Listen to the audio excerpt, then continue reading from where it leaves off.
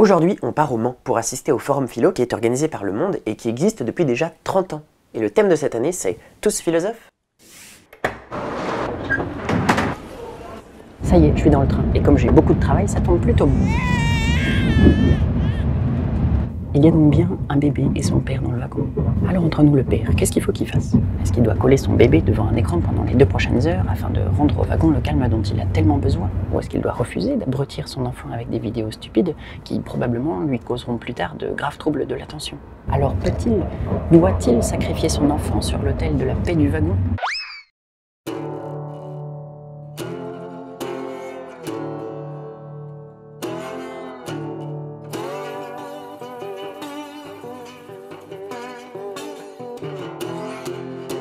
En fait, le père se trouve face à un vieux dilemme de la philosophie morale, qui oppose les 2 grandes écoles. D'un côté, les conséquentialistes, et de l'autre, les déontologues. Alors comme ça a l'air compliqué, mais en réalité pas du tout. Les conséquentialistes, c'est ceux qui, comme leur nom l'indique, s'intéressent avant tout aux conséquences. Et le plus connu d'entre eux, c'est le philosophe anglais Jeremy Bentham. Pour eux, une action est bonne si et seulement si elle produit de bonnes conséquences pour le plus grand nombre de gens.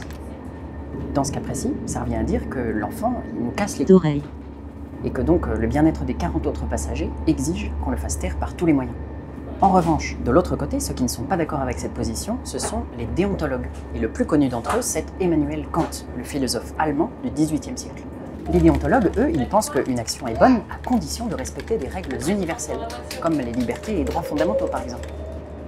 Dans ce cas précis, donc, ça revient à dire que l'enfant a un droit fondamental à n'être pas crétinisé par les écrans à un stade crucial de son développement. Bon, en l'état, personnellement, je penche plutôt pour les conséquentialistes. Parce qu'un enfant qui crie pendant 2 heures, ça rend fou. Celui qui lit, celui qui dort, celui qui regarde un film, celui qui contemple le paysage et qui médite sur la vacuité de son existence. Alors si le petit enfant peut être bâillonné pendant 2 petites heures pour le bien-être de 40 personnes, eh bien c'est un sacrifice que je consens à faire. Mais maintenant, compliquons un peu les choses.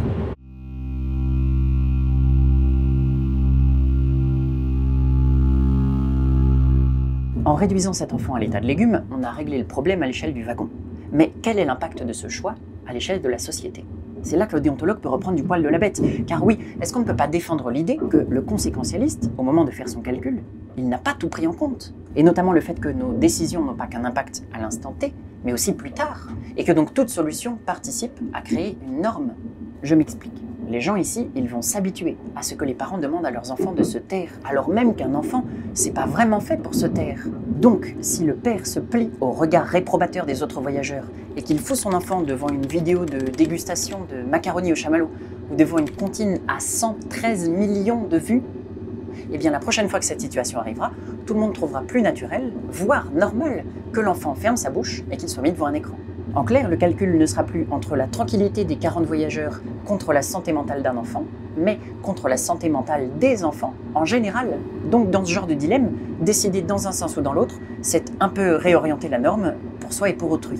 Alors bon, moi, je sais plus quoi conseiller au père de l'enfant.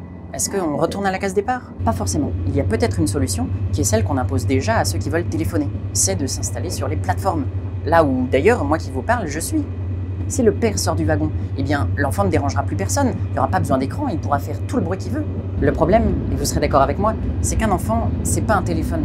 Il n'a pas de mode avion, il n'a pas de mode train non plus. Le type qui veut passer un coup de fil, il consent à téléphoner. Alors, il est responsable du bruit qu'il fait, donc il est coupable, et il doit être sanctionné pour ça et condamné à la peine de la plateforme. En revanche, le père de l'enfant, il ne consent pas à ce que son enfant crie.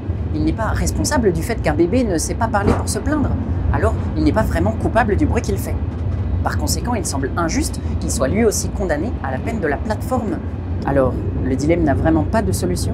Eh bien, comme souvent, la meilleure solution en philosophie consiste à faire un pas de côté et à refuser le choix binaire qui enferme notre pensée. Il se trouve qu'une petite fille s'est approchée de l'enfant et lui a tendu un feutre qui s'est rapidement transformé en hochet puis en truc quelconque à mastiquer. Ça marche, un peu. Je ne sais pas si on est tous philosophes, mais on est meilleurs philosophes quand on est ensemble.